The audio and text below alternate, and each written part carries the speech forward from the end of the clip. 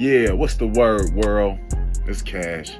Back with another Cash perspective. Y'all thought I wasn't coming back with another one? You fucking crazy. Today, we're gonna dive into a mystery that seems to have solved itself. Decades later, but still. Keefe D, the Southside Compton Crip who revealed shocking details about the night that Pac got killed in Vegas. This guy, he wanted the clout for Pac's body.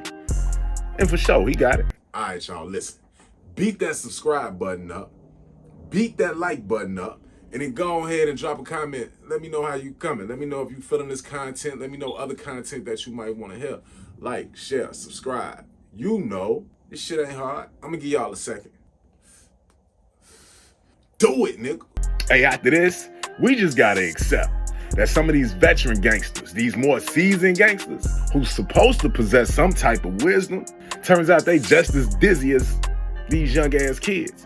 Matter of fact, I bet some of these kids got more fat on their head than these so-called old ass gangsters. You feel me? I always said, like, man, I'm glad this social media shit wasn't busting like that when I had my run in the street. You feel me? But even so, talking about unsolved cases was the hugest fucking no-no. So I still wouldn't have got caught up, at least not like this. But the nigga Keefe said, these niggas doing a lot of self-snitching. Hold my blunt, cuz. Watch this. And just jumped out the fucking window. Now, I'm sure y'all know he had a proffer agreement. Most of y'all never heard of such a thing before this Keefe D situation. But basically, it's a tool of cooperation. It's an agreement between that particular branch or jurisdiction of law enforcement and the suspect. That agreement is no matter what he or she might say, it can't be used against them later on, right? So it's kind of like it is basically immunity. But that immunity has strict limitations. Once that proffer is signed, once that statement is given, you can't go out here with a bullhorn and announce that shit to the world, tell everybody what you did, go on countless interview runs, write a tell-all book. Like, it's just some shit you can't do. Because if you do, it's like that agreement never happened. I'm sure that was stipulated in the agreement, you feel me? And if it wasn't, he had a piss poor ass lawyer that was with him when he signed this thing, you feel me? We was in three cars, matter of fact. And the other two cars missed the light. So we kept on going, heading towards the hotel. When we got to Flamingo, that's when dude was hanging out. He was like he was in a parade or something. Stupid ass, hanging out the window. Hey! And he was like, Tupac! And we like, oh, there go that motherfucker. Yeah, he was like, Tupac! He was hanging all out the window like he was in a parade. And damn, then we like, there you go. Made a U-turn. Hit that little gutter lane. Yep. After that, boom. Dude we went up on the side and boom. Made that right. It was over. Then we came up Harmon, got the Las Vegas Boulevard, and shit. Here they come in that BMW, a gang of cars. And bros, Tupac. We like, there they go. Made a U-turn. We wasn't supposed to make a U-turn. Just wanted a U-turn. They was in the middle lane. We just pulled up on the side, checked every car to see where they was. So what directed your attention to him? Was some girl shouting at Tupac? Tupac. He gave himself away. Otherwise, they would have got away. So his first mistake was ratting over that drug case. I don't care if everyone inside the car was dead. They came at you about that drug case. You won't all of a sudden start talking about, hey man, I got some information about a murder. Like that reminds me of a situation that I kind of went through forever ago now, but it was a situation that I went through to where, goddamn it, a motherfucker got popped with an 8-ball and a fucking pistol and go to talking about shit and got me jammed up for some shit that had happened a long time ago that I had to actually fucking fight. It's wild, right? Because he was facing a life sentence for that drug shit. He told on something that could potentially give him a life sentence. Shit, if that's the case, nigga, you should have just stayed solid and went on out. Cause see, I'm sure the money ain't added up to the time that he potentially facing. The clout definitely don't add up to the time that he potentially facing. You feel me? His second mistake was just getting a general understanding of the proffer and not understanding the details and the nuances of his agreement that made it his agreement. So like the goofy that he is, He go on this campaign and interviews to tell the world of his involvement. Every single street nigga, nah, I take that back. Everybody with some common sense, when they saw that, knew it wasn't gonna end well. Some of the craziest shit ever witnessed in an interview. Oh, and not to mention the nigga wrote a tell-all book too about the shit. So fast forward after he did all that yapping, right? They locked his goof ass up. And they charged him with murder with a deadly weapon with the intent to promote, assist, or further a gang. Now, Idi Amin testified before the grand jury, right? Y'all remember Idi from the Outlaws? He testified before the grand jury. I think it's notable to say that he was subpoenaed. So he didn't just show up trying to volunteer information. However, I'm still torn, right? Because I still don't think he should have said nothing, right? I think he should have just sat there and hushed his fucking mouth. You can't tell me what I remember from 27 years ago. But nonetheless, he showed up and he spoke on it. Now, he said that he witnessed a big muscular arm come out the car. Not a slim arm like would have been like, you know, Baby Lane, Orlando. He was a slimmer guy. So, and I think he was a little lighter complected, right? Then Big Dre. Big Dre is the guy who they insinuating, who Idi was insinuating pulled. And he didn't say no names because obviously how could he say names? But the guy that was in the car that was a bigger, huskier dude, his name was Big Dre. And that's the arm that Idi say he seen come out the car window and fired a shot. And you talking about, no, you a bitch. What the fuck is you doing here for? You know what I'm saying? Like, I understand Chicago and LA is different, but I don't think street niggas differ that much. You know what I'm saying? What the fuck is you in this car for, nigga? You know what the fuck we on. So when I hand you this bitch, you gonna do what the fuck you supposed to do. Plus, you closer. So it only makes sense, right? But Keefe adamant that it was Baby Lane. The streets of Compton, back when all this shit first happened, right? You know, the streets knew, LA knew, and they was saying it was Baby Lane too. I had been hearing dude names since the 90s. Like, I think the first time I heard Orlando name was like probably 98, 99. So his name has been circulating forever, you feel me? And when Keefe came out and kind of backed the story up saying that Orlando did it, it made sense. Now, on the other side of things, you got Idi Amin's testimony saying it was a big muscular arm. And then you got SUGE. SUGE locked up. As you know, he doing 28 on the body right now. SUGE said in an interview with TMZ, he like, man, that wasn't Baby Lane that pulled the trigger, that fired the shots. Shit, I'm inclined to believe him. He was the one getting blicked at. You feel me? I didn't think Keefe would never get arrested, nor do I want to see him get arrested. You know, let's get one thing straight, first and foremost. You know, me and Keefe played on the same Pop Warner football team. And whatever the circumstances, if he had an involvement with anything, if he didn't have any involvement in anything, who want to see, I wouldn't wish somebody to go into prison on my worst enemy. There was only two people in the car. And Pac not going to tell the story. I ain't going to tell the story, but I tell you this. I never had nothing bad to say about Orlando because, number one, he wasn't the shooter. Number two, he came to my hearing and told to let me go and told the truth. They still didn't let me go. If you are called to testify in this case? I wouldn't be. Why not? Yeah, I wouldn't be. Why not? Well, number one, because I'm not going to get on the stand and testify on somebody for what? SUGE also said that he was not, if they called him to testify against Keefe D, he would not testify against him. He said if they called him to testify against Keefe D, he will refuse. He won't testify against him. Now, I want y'all to understand something. What y'all seeing right now in regards to SUGE and his response to all of this, that's what I was taught what a gangster was or is.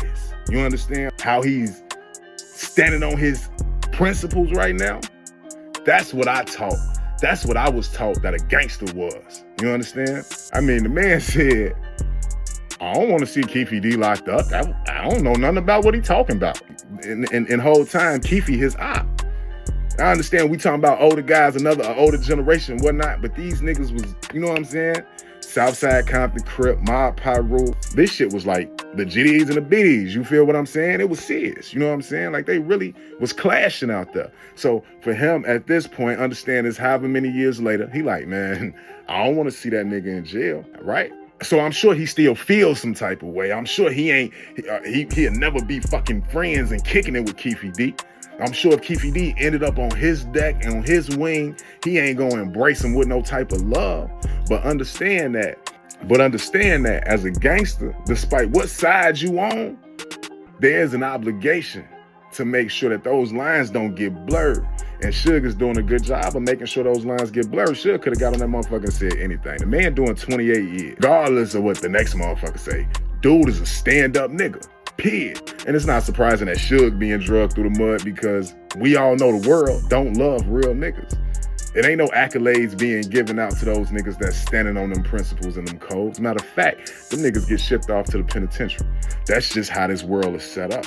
If you one of the ones that still believe today that SUGE had anything to do with pot getting smoked in that car, set up, you think it was a back door? Get in them comments and tell me why, because I really want to know your perspective. Because for me, I don't see it as such.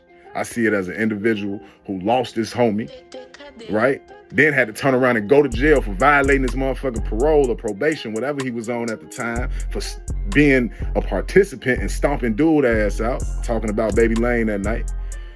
Then had to go through all the trials and tribulations of losing his company. You know, he had done a lot of bogus shit in his lifetime. Let's not pretend he was a motherfucker that was, on the up and up when it came to doing business. So I'm sure a lot of shit from a lot of past actions he had done in terms of business started biting him in his ass. He started losing money. You know what I'm saying?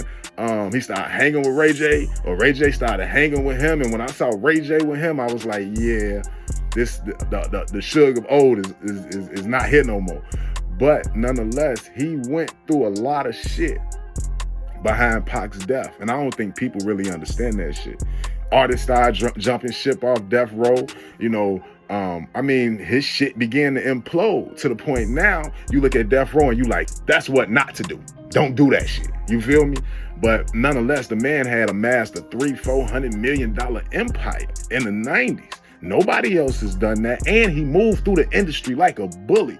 You understand? Like, niggas would say they wasn't scared of SUGE, but nigga, they was scared of SUGE. And they had the muscle. They had the juice. It sure when the fuck wasn't puffing big. And if you think it was puffing big at that time, get in the comments. Let me hear what you got to say. Now, let's get to the heart of the matter. Keefe D is a fucking goofy. He a rat. You know what I'm saying? I mean, you ain't got to call him a rat because you can say, quote unquote, he told on the dead.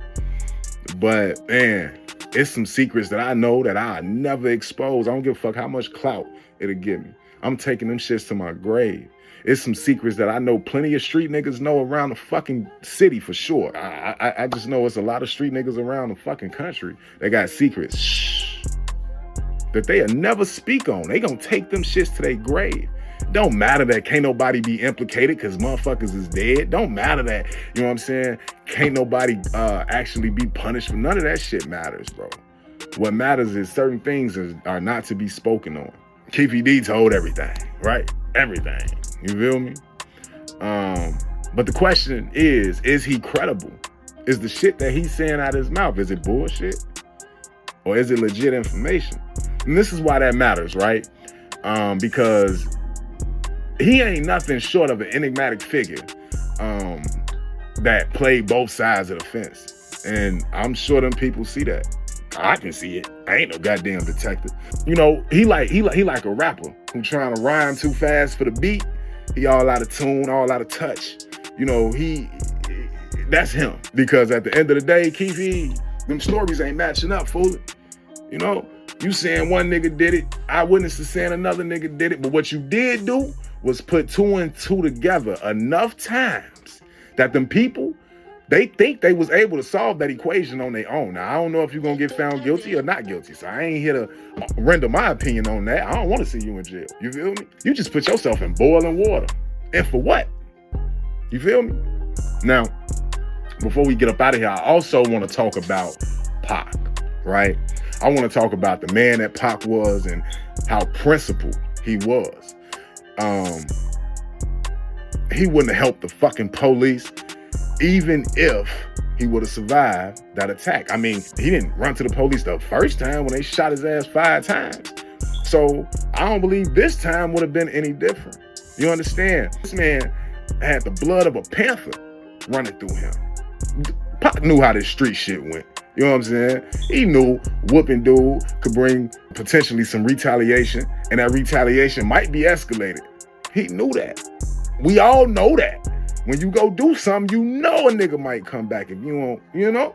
So it's like, I don't believe he would have ever cooperated. I don't really believe in the words that police be saying out their mouth, but I can't think of his name. I want to say his name was Greg Caden. No, it wasn't Greg Caden. It's the other dude. It's the Greg Caden, the skinny cop. I'm gonna put his name. I'm gonna put his name up here on the screen because I can't think of it right now, right? But he said he was the first one on the scene, and he asked Pac who did it, and Pac looked up to him, took a deep breath, and said, "Fuck you." If that's how he went out, you feel me? That tells you everything you need to know. You know what I'm saying? Because he could have said white Cadillac, black guys. He could have said anything in that moment, but what he chose to say, "Fuck you." That's what they say he said. So he wouldn't have gave Chase nothing. You understand? Oh, by the way, my daughter, she in love with Paw Patrol. So that's what I call the police now. I call them Chase. All of them Chase. Chase behind me. Chase just pulled me over. Watch out for Chase. You understand? Yeah, he wouldn't have told them people nothing at all, though. You feel me? Like, he would have just shut his fucking mouth. I don't know who shot me. Why? Because Pac would have left it in the streets where it was supposed to be at. It's never supposed to be in the courtroom. Now, with that being said, I understand I got all type of people listening to me. And yeah, fans, L7s, civilians, for sure. They want this justice. And I'm glad y'all able to get it because I'm definitely a big fan. But understand that for people who got the type of beliefs and the type of convictions that we got, you understand? I can honestly say I shared with Pac. Like, I feel the same way. When by convictions, for you slow motherfuckers, I don't mean felonies. I mean our principles and our beliefs. You understand? For those of us that share these same types of beliefs, this ain't no real justice. Watching that man get cuffed up and be brought in front of the judge in the monkey suit, talking about, you know what I'm saying, I'm waiting on my lawyer. That shit ain't no justice for people like us. That ain't the justice that I would have hoped to see. That ain't the justice that I spent 27 years waiting on. You know what I'm saying? I would have rather opened up YouTube and looked at a video that said news that everybody knew smoked pot. They got smoked. You feel me? That would have been the justice that I would have been like, an eye for a fucking eye, right? Courtroom shit, I don't believe in it. And if you do believe in it, salute to you. I ain't mad at you. Obviously, we didn't come up the same way, but you deserve your idea of justice. I'm just saying the man that it happened to, the ultimate victim of the night, him, and fuck, we can't really put too much political power into this because it's gonna bring attention. He just thought they was some white people harassing a black dude. Nonetheless, do you really think after he shot them 2 fucking police and had them charges dismissed that the rest of the fucking police in the country gave a fuck or liked dude in any way, shape, form, or fashion? No, they hated that nigga. So when he died, they probably looking at the killers like, shout out y'all, shit. They wasn't trying to solve the fucking case. You understand? Plus, all the political shit that was going on in Vegas at the time. I do remember a time when Vegas was trying to be family friendly, which was in the 90s. You know what I'm saying? Because prior to that, it was Sin City, gambling, prostitution, so on and so forth. Then boom, the 90s hit, mid-90s hit. Oh, we trying to make Vegas a family destination. You know, that's when I don't know if y'all remember, but the amusement park that was on top of the MGM Grand, that's when I remember the first time I went to Vegas as a shorty, nigga, I got arcade drunk. It was 1,000,001 arcades out there. Like, it was a lot of shit to do for kids. And the first time I went to Vegas was in the mid-90s. I don't remember the year. think it was probably been, I think it was before Pac got killed. Because if it would have been after Pac got killed, I would have begged my grandma to take me to that corner. So it had to be before. So 94, 95 was the first time that I went to Vegas. You could tell they were trying to make it more family oriented, right? Now, back to Sin City. Like, I think that was a failed plan, right? I think they was like, fuck it, let's scrap this shit. You know what I'm saying? We're going to promote debauchery. We're going to promote the Sin City image that we've always had. But during that time frame, though, with the politics that was going on, and it was like, oh shit, this is world news. This the biggest rapper in the world. He just got smoked on, you know what I'm saying, the Vegas Strip. They chose to kind of wash their hands of the shit. I was on another YouTube channel. I think it was The Art of Dialogue. If it wasn't The Art of Dialogue, forgive me. But it was it was a blood nigga, Ayatollah Marv. You know what I'm saying? I don't know nothing about this dude. Never heard about dude back in the day or none of that shit. But he had an interesting point though. He had an interesting point. He said, man, a white Cadillac did it. Y'all took that white Cadillac back to LA and didn't get pulled over. Then he was questioning how the rim was bent up, right? Because we all know the rim was bent on the right side, right? On the passenger side, the rim was bent up. Well, if they pulled up on the right side, you feel me? If they pulled up on the right side and fired from the right side, and all the stories confirm that SUGE went the opposite direction, he busted U-turn. How did the rim get bent on the right side? You know what I'm saying? Like, these are things. Now, I mean, could there have been other things that bent the? I'm sure, absolutely, for sure. But these are things that we don't know, and it's shit that make me say, it might be more to it than what they saying, you know? But I'll definitely be back with any updates as they come in, because I'm following this shit. Before we get out of here, get in the comments. Let me know if y'all want to hit a Baby Lane story. Now, I done mentioned the comments 3 fucking times. I'm gonna need y'all to jump in the comments, engage with me. You understand? Let me know if y'all want to hit a Baby Lane story, because for sure, dude was a fucking loose screw. And even though I believe he was really like that, I'm not convinced anymore that he was the trigger man. You know what I'm saying? So what y'all think? Get in the comments. Let me know if you think that Suge Knight really was just being Suge, throwing motherfuckers off with the shit that he said. You know, remember he came out a few years ago, he was like, Pac might be alive. And when I heard it, I thought it was funny, because I'm like, get the fuck out of here. But I think that's just him. I think he like to troll and say shit to throw people off. You feel me?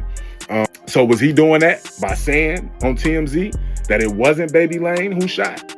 Or do you think Keefe D is lying for whatever reason he got the lie? Or do you think Keefe D lying for whatever reason he got the lie?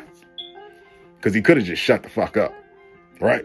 We out of here. And for those of us that have done so much for so long with so little, now, if you know, you know. Cash.